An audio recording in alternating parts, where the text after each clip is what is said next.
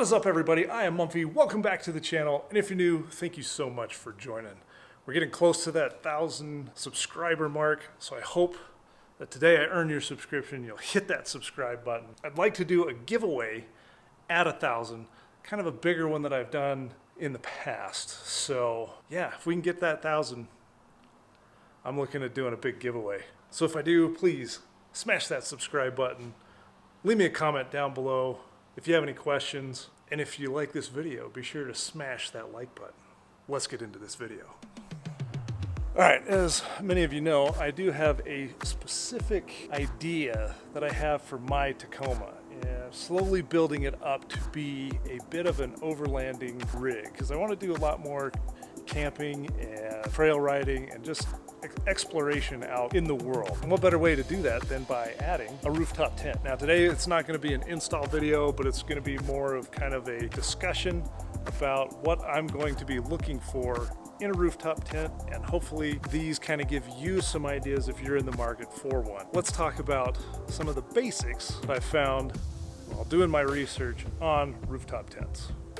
All right, let's go over some of the basics of rooftop tents. Now, some of these are going to be fairly obvious in their styling and looks, so I still want to kind of cover them just to help anybody else that's looking for a rooftop tent. There's two styles. There's hard and soft, and that correlates to the covering of the rooftop tent. Now, soft top is obviously going to have a soft vinyl-like material that covers the tent when it's fully closed and ready for travel. The hard shell obviously has a hard shell over the canvas tent. Now there's a few different styles. One I consider the clamshell style, which has a hard aerodynamic shell over the top that opens like a clamshell, and those are typically off to the side. They'll open up off the side of the vehicle. Then you have your Go Fast, which are a clamshell style opening, but these are typically open from the back or the front of the vehicle. And then of course you have just a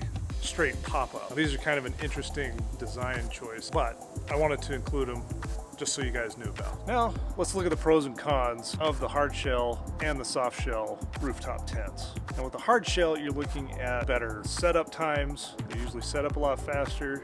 You have less to deal with when opening them and putting them away. You also have the advantage of better aerodynamics than a soft shell. Soft shell looks like a giant brick and can basically be a large drag on the aerodynamics of the truck. There's a little bit of savings there. Then you're also looking at weather protection. Typically when closed, the hard shell has a little bit better weather protection because it is in a hard enclosure, where the soft vinyl material has the potential of tearing and then allowing the elements to get in and soak the tent. Now on the flip side, the soft shells have the advantage of being a little bit lighter than a hard shell, and typically the soft shells can offer a bit more room in the sleeping quarters area than a hard shell. One thing that is really cool about both of them is that you can add on other accessories like larger annexes for added benefit, and you can also add on solar. Well, as with any purchase, there's always extra considerations to take into account. The weight of the tent. Is it going to be too much for your roof rack? Maybe you need to apply it to your bed rack. Is it going to overload the overall weight of the truck when you add everything else in? You'll also want to take into consideration the overall size that you're looking for. Some of the Go Fast tents will take up the bed and a bit over the roof, versus something that'll just fit over the bed or fit over the bed rack, or you can just figure out what will fit on the roof rack. The other thing is just how many people it'll sleep. Several different manufacturers offer different sizes.